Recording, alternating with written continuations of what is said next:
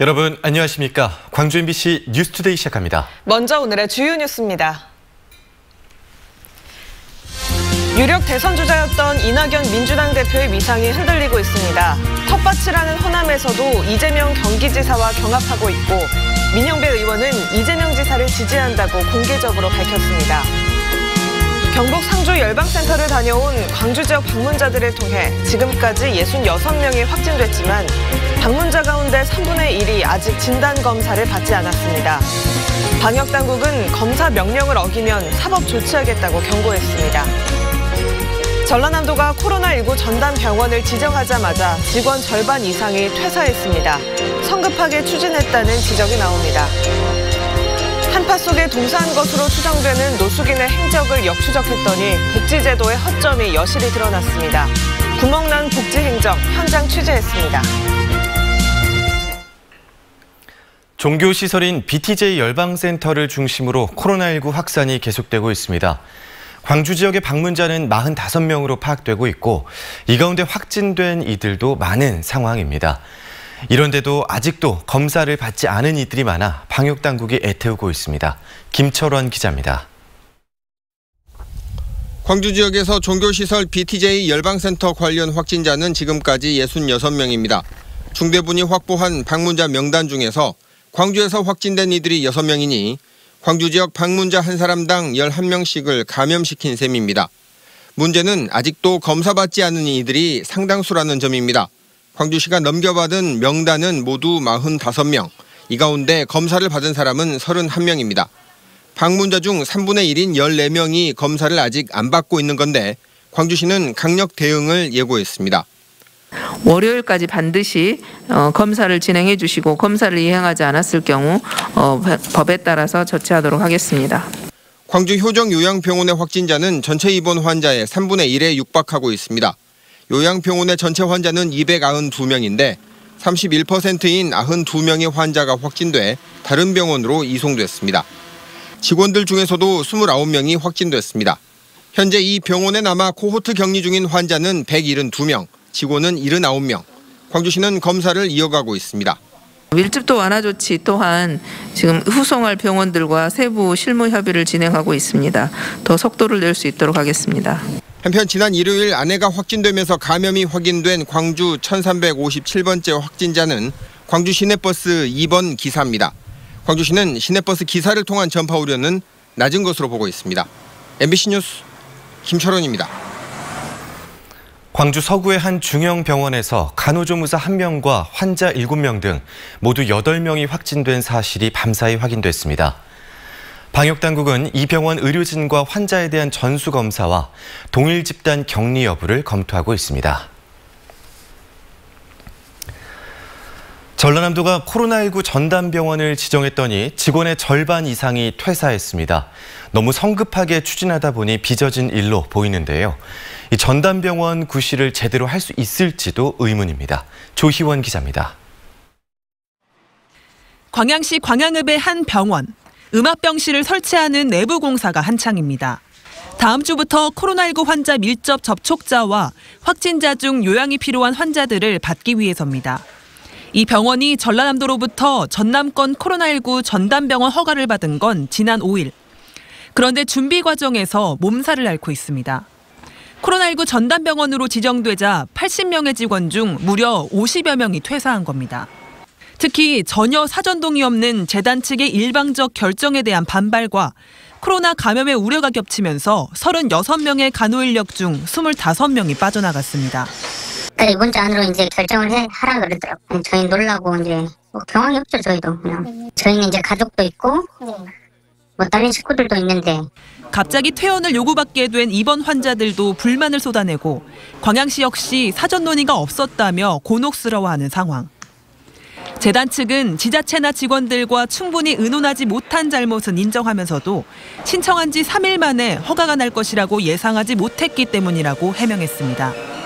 다만 장기적으로 지역에 도움이 되는 사안인 만큼 이해가 필요하다고 호소했습니다. 어떤 또 코로나가 또 올지 몰라요. 의료 쪽에서는 그런 예측을 다들 해요.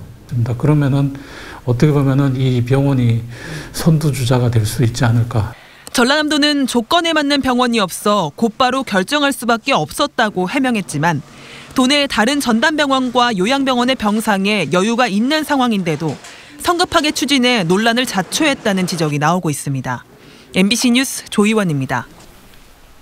날선 추위가 물러가니 대기가 탁해집니다. 현재 광주와 전남의 미세먼지 농도 보통 수준 보이고 있는데요. 국내 미세먼지가 머무는 데다 황사의 영향까지 더해지면서 매우 나쁨 수준까지 치솟을 가능성이 높습니다. 오늘 미세먼지 정보 확인 잘 하셔야겠고요. 황사용 마스크도 꼭 착용하셔야겠습니다.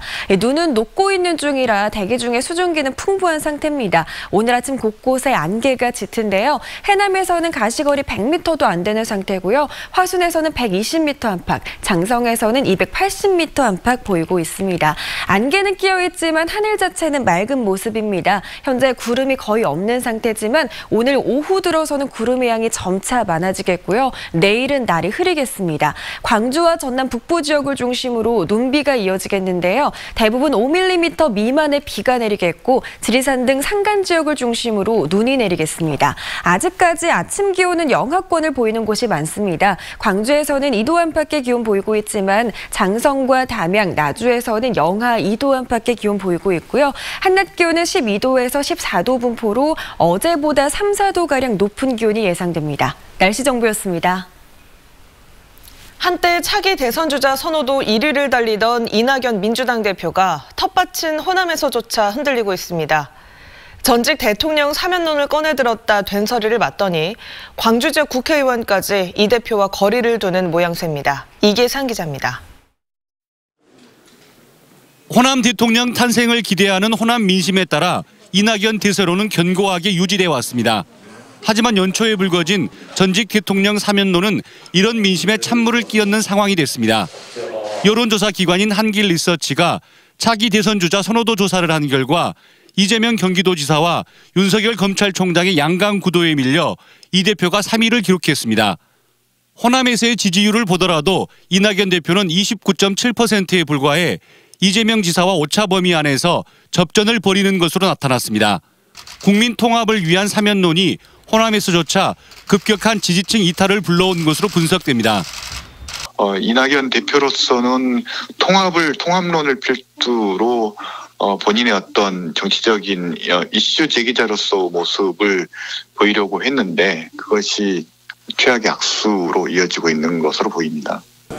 광주 지역 국회의원 대부분이 이낙연 대표의 사면론에 대해서 부정적인 견해를 나타낸 가운데 민영배 의원은 정권 재창출과 시대적 과제에 부응하는 대통령 후보로 이재명 지사를 공개적으로 지지하고 나섰습니다. 이재명 지사와 이낙연 대표 두 분만 놓고 본다면 그런 시대적 요구에 잘 응답할 수 있는 분이 이재명 지사가 더 근접해 있다 이렇게 보는 겁니다. 차기 대선 주자에 대한 호남의 민심이 새해 벽두부터 요동치고 있는 가운데 오는 4월 재보선 결과에 따라서 지역 정치권도 본격적인 이합 집산을 할 것으로 전망됩니다. MBC 뉴스 이계상입니다. 한파가 극심했던 지난 11일 광주의 한 다리 아래서 50대 노숙인이 숨졌습니다. 이 노숙인은 주소가 있다는 이유로 지자체 관리 대상에서 빠져 있었는데요. 취재기자가 주소지를 확인해봤더니 어처구니 없게도 석 달 전 퇴원한 병원의 병실이었습니다. 우중훈 기자가 취재했습니다. 지난 11일 오후 2시 30분쯤 58살 김모 씨가 광주 서구 유촌동의 한 다리 아래 보행자 도로에서 숨진 채 발견됐습니다. 전국적으로 한파가 계속되던 날이었는데 광주도 아침 최저기온이 영하 4.9도, 한낮에도 0.2도에 그치는 상황이었습니다. 사망자 김 씨는 혹한에 동사한 것으로 추정됐는데 행색으로 보면 분명 노숙인이었습니다. 행색이나 이런 것들이 약간 노숙하시는 분 같다고 말씀하시더라고요. 그래서 그렇게 쓰러지셔가지고 발견하고. 하지만 광주시가 관리하는 노숙인 명단 120명 중에 김 씨는 없었습니다. 주민등록상 거주지가 있었기 때문입니다. 실질적으로 이제 요양병을 이번에 장기 입원을 하고 계신 것으로 위에서 관리되고 있었기 때문에 아마 노숙인은 어떤 관리가 안 된 것 같습니다. 김 씨의 주소지로 등록된 곳을 찾아가 봤습니다. 지자체가 숨진 김 씨의 집 주소라고 파악하고 있던 곳 주소를 확인해 보니 다름 아닌 김 씨가 입원한 이곳 병원이었습니다. 심지어 주택 호수로 착각했던 것은 병실 번호였습니다. 김 씨는 지병 치료를 위해 이 요양병원에 7개월간 입원한 적이 있지만 작년 10월 이미 퇴원했습니다. 그 뒤로 석 달간은 노숙 생활을 해온 것으로 보이는데 기초수급비를 지급해온 관할자치단체는 이를 전혀 모르고 있었습니다. 현재 지금 우산동 거주를 되어 있고요. 어떤 주택인 것 같아요. 병원의 주소는 아니에요. 심지어 김 씨가 숨진 이후에도 원룸에 사는 걸로 알고 있었습니다.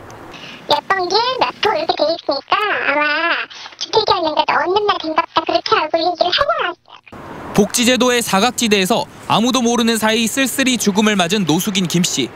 하지만 혈육인 형제가 시신을 인도받는 것조차 거부해 장례식 없이 숨진 지 이틀 만에 화장됐습니다. MBC 뉴스 우종훈입니다. 주민들과의 식사 자리에서 여성을 성추행한 혐의로 재판에 넘겨진 유두석 장성 군수가 1심에 이어 항소심에서도 무죄를 선고받았습니다. 광주지법 제2형사부는 강제추행 혐의로 기소돼 1심에서 무죄를 선고받은 유 군수에 대한 항소심에서 원심 판단이 정당하다고 판결했습니다. 앞서 1심 재판부는 다른 참석자들의 진술이나 고소 시점 등을 종합해 볼 때 유죄로 보기 어렵다며 무죄를 선고했습니다.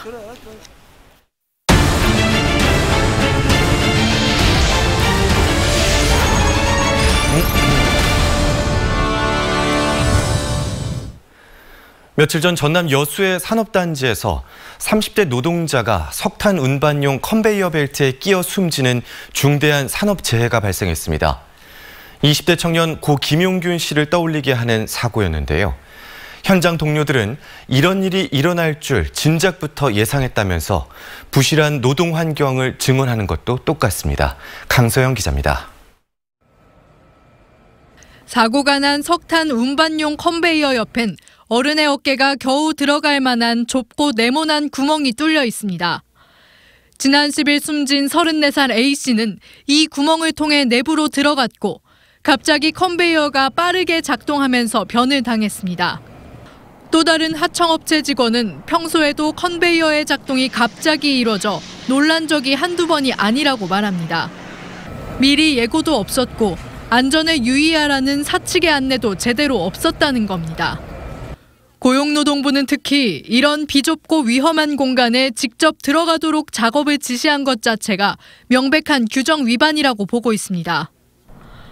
문제는 평소에도 하청업체 직원들이 수시로 컨베이어 내부로 직접 들어가 위험천만한 작업을 해왔다는 겁니다. 이에 대해 원청업체인 금호 T&L은 컨베이어 안으로 들어가 작업하라고 지시하지 않았으며 사고 당시 A씨 등이 컨베이어 가동을 멈춰달라고 사전에 무전을 보낸 사실이 없었다고 해명했습니다. 하지만 노동계에선 비슷한 공정의 작업이 대부분의 사업장에서 버젓이 이루어지고 있다고 주장합니다. 처음 가보신 분들은 와 이런 데서 어떻게 일을 하지? 지금도 김용균 노동자가 돌아가셨고 이번에 청년 노동자가 돌아가셨던 똑같은 환경이 전국 이 사업장에 다 있다는 거예요. 사고가 난 금호 T&L과 하청업체 모두 상시근로자 50인 미만 기업. 최근 통과된 중대재해기업처벌법에 의해서도 앞으로 3년간 적용받지 않는 기업입니다. MBC 뉴스 강서영입니다. 내비게이션을 믿고 운전하다가 실제 도로 상황과 달라 낭패 보는 경우 종종 있으셨죠? 이 같은 문제점을 줄이기 위해 전남경찰청이 전국에서 처음으로 변경된 교통정보를 내비게이션 업체에 제공하고 나섰습니다. 김한수 기자가 취재했습니다. 전남의 한 도로입니다. 단속 카메라를 앞두고 차량 내비게이션 앱에 제한속도 안내가 나옵니다. 잠시 후 60km 신호 위반 과속 단속 구간입니다. 한 달 전 제한속도가 50km로 바뀌었지만 내비게이션 앱이 안내한 제한속도는 여전히 60km입니다. 전남 영암군의 또 다른 도로, 내비게이션은 좌회전을 안내하고 있습니다. 잠시 후 왼쪽 도로입니다. 그러나 최근 이 도로는 일방 통행으로 바뀐 구간입니다. 내비게이션이 안내했던 방향으로는 진입할 수 없는 겁니다. 내비게이션만 믿다가 역주행을 하는 차량들이 속출하면서 아찔한 상황이 연출됩니다.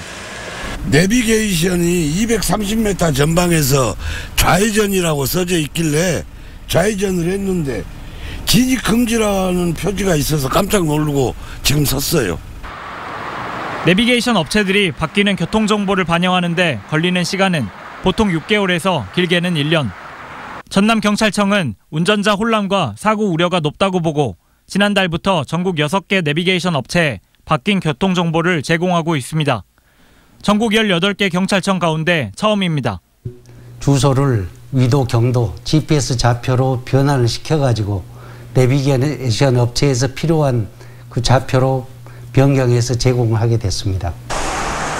경찰이 직접 교통시설물 위치 정보를 가공해 곧바로 적용할 수 있도록 하면서 운전자의 안전은 물론 최근 상용화된 자율주행 기술에도 도움이 될 것으로 기대되고 있습니다.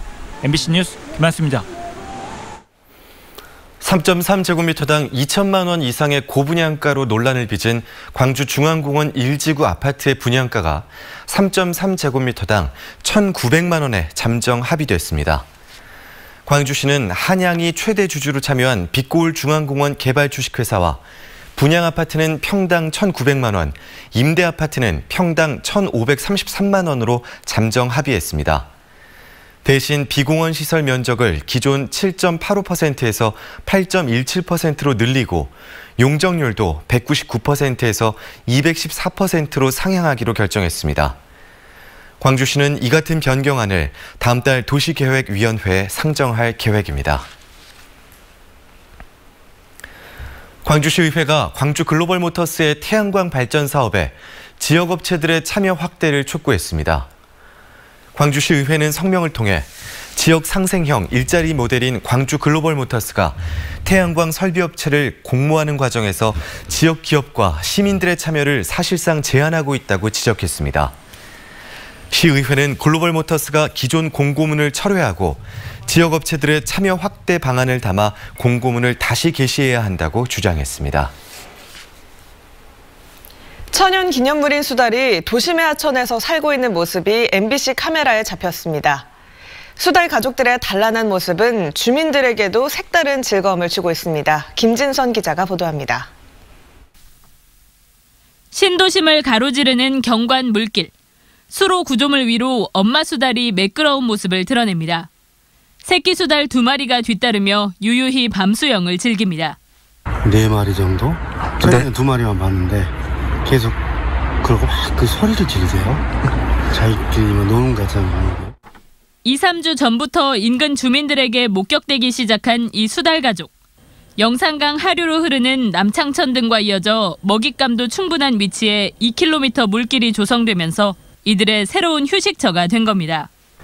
멸종위기 야생생물 1급, 천연기념물 330호인 수달은 물론 각종 새들도 찾아들면서 신도심 주민들은 반가워하고 있습니다.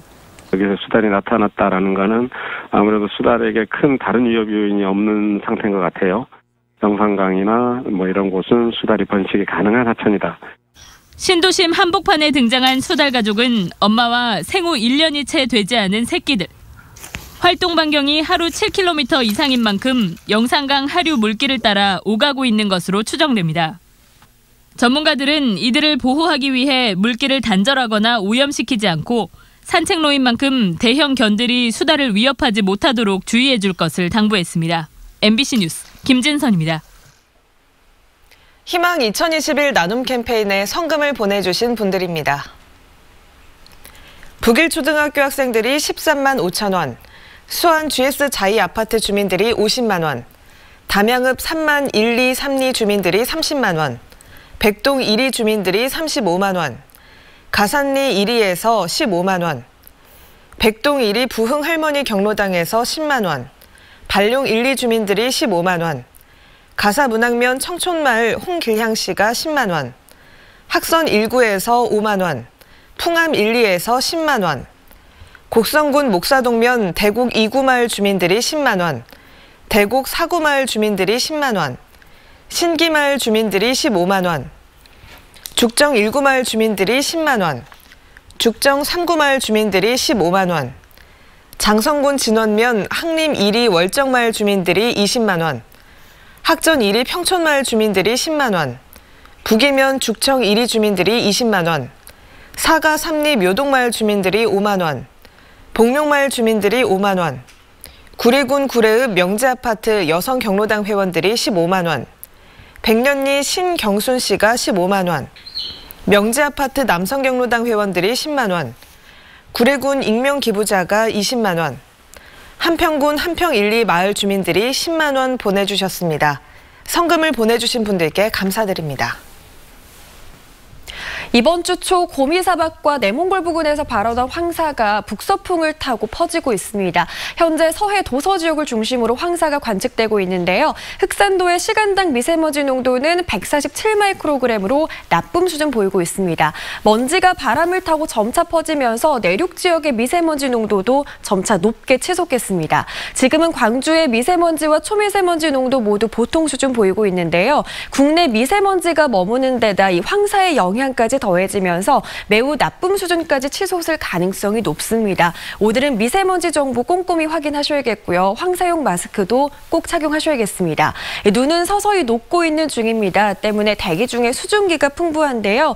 오늘 오전 안개가 짙습니다. 화순의 가시거리 100m 안팎 보이고 있고요. 장성에서는 300m 안팎, 해남의 가시거리는 100m가 채 안 됩니다. 교통안전에 주의하셔야겠습니다. 안개는 짙지만 하늘 자체는 맑습니다. 현재 구름이 거의 없는 상태인데요. 오후 들어서는 구름의 양이 점차 많아지겠고 내일은 날이 흐리겠습니다. 광주와 전남 북부 지역을 중심으로 5mm 미만의 비가 내리겠고요. 지리산 등 산간 지역을 중심으로는 눈이 내릴 가능성이 있습니다.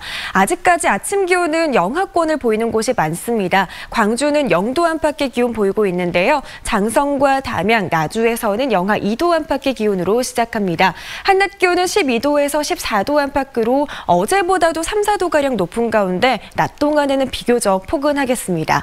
해남에서는 영하 2도 안팎의 기온으로 시작해 한낮 기온 12도로 일교차는 14도가량으로 크겠습니다. 순천에서도 낮 기온 13도 안팎으로 포근하겠습니다. 바다의 물결은 최고 1.5m에서 2m로 일겠습니다. 금요일인 내일까지는 날이 포근하겠지만 주말 동안에는 또다시 북쪽 한기의 영향을 받아서 기온이 큰 폭으로 낮아질 전망입니다. 크게 낮아지는 기온 변화에 주의하셔야겠습니다. 날씨 정보였습니다. 이상으로 광주 MBC 뉴스투데이를 마칩니다. 함께해 주신 여러분 고맙습니다.